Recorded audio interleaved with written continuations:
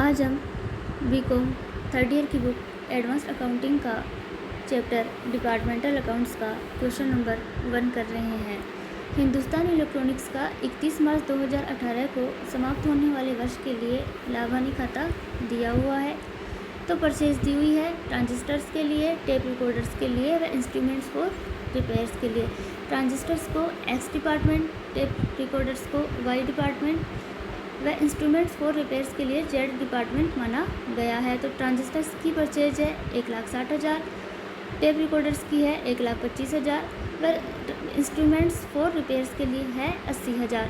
Sales दी हुई है transistors की है 1,75,000, टेप रिकॉर्डर्स की 1,40,000 व सर्विसेज फॉर रिपेयर्स के लिए है 35,000 की। सैलरीज एंड वेजेस दिया हुआ है 48,000, रेंट दी हुई है 10,800 और सन्ड्री एक्सपेंसेस दिए हुए हैं 11,000 के।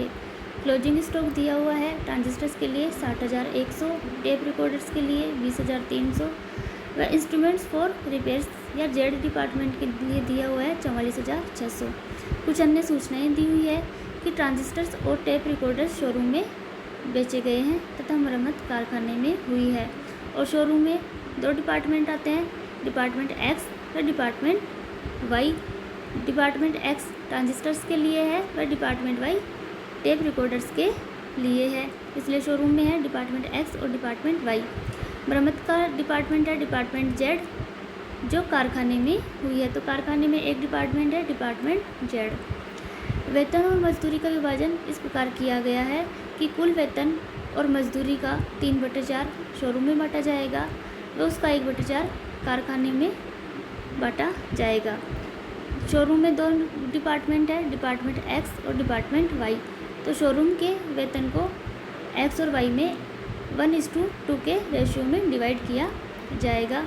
कारखाने का किराया 500 रुपये प्रति माह है और एक्स और वाई विभाग में शोरूम का किराया बराबर बांटा जाएगा। विविध व्यय का वितरण प्रत्येक विभाग में बिक्री के अनुपात में करना है। इन सूचनाओं से हमें प्रत्येक विभाग के लिए विभागीय व्यापार तथा लाभ हानि खाता बनाना है।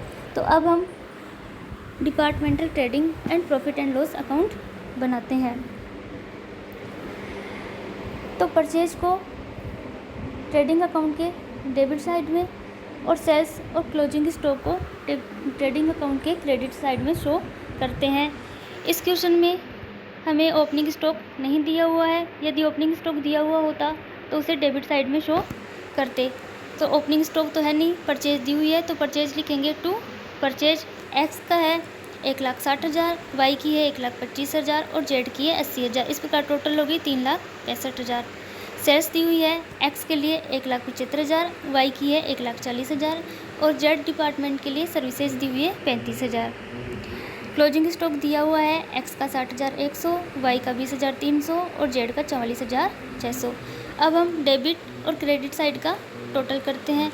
जब डेबिट का बैलेंस क्रेडिट के बैलेंस से ज़्यादा होता है तो होता है ग्रॉस लॉस, और जब क्रेडिट का बैलेंस डेबिट साइड से ज़्यादा होता है तो प्रॉफिट होता है।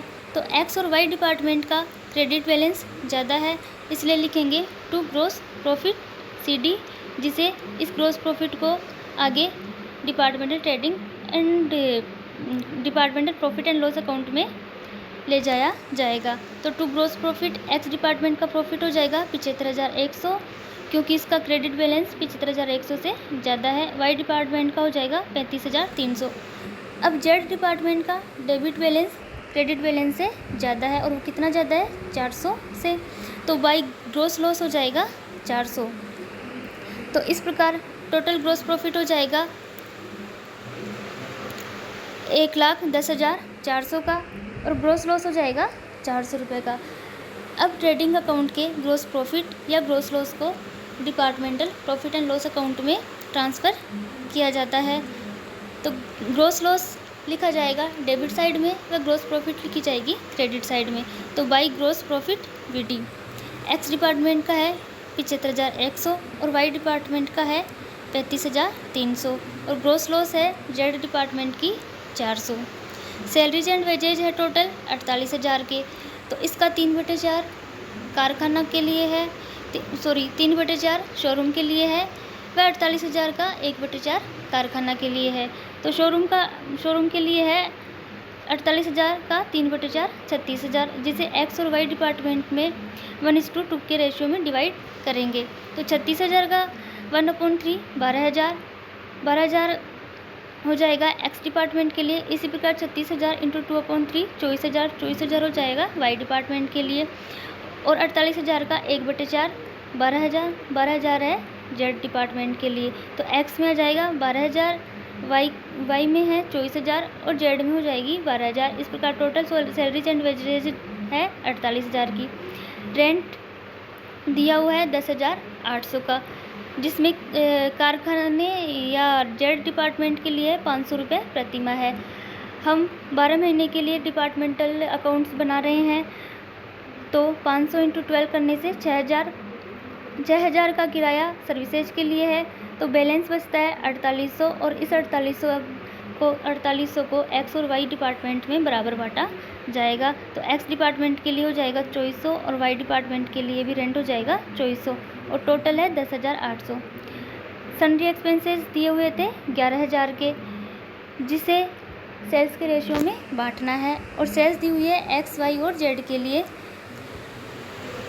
एक्स के लिए 1,75,000, वाई की 1,40,000 और जेड की 35,000। तो सेल्स का रेशियो अपना निकलता है 5:4:1। तो टोटल एक्सपेंसेज है 11,000। इसे हम 5:4:1 के रेशियो में डिवाइड करेंगे। तो एक्स के लिए आ जाएगी 5500, वाई के लिए आ जाएगी 4400 व जेड के लिए आ जाएगी 1100। अब हम इसका बैलेंस निकालते हैं। तो वही, यदि डेबिट बैलेंस क्रेडिट बैलेंस से ज़्यादा होता है तो लॉस होता है, और यदि क्रेडिट बैलेंस डेबिट बैलेंस से ज़्यादा होता है तो प्रॉफिट होता है। तो एक्स डिपार्टमेंट का क्रेडिट साइड का बैलेंस टोटल है 75,100, जो इस डिपार्टमेंट के डेबिट से 55,200 ज़्यादा है। तो इस बैलेंस को प्रॉफिट में ट्रांसफ़र करेंगे। तो to net profit CD X department के लिए 55,200। इसी प्रकार वाई डिपार्टमेंट के लिए प्रॉफिट हो जाएगा 4,500।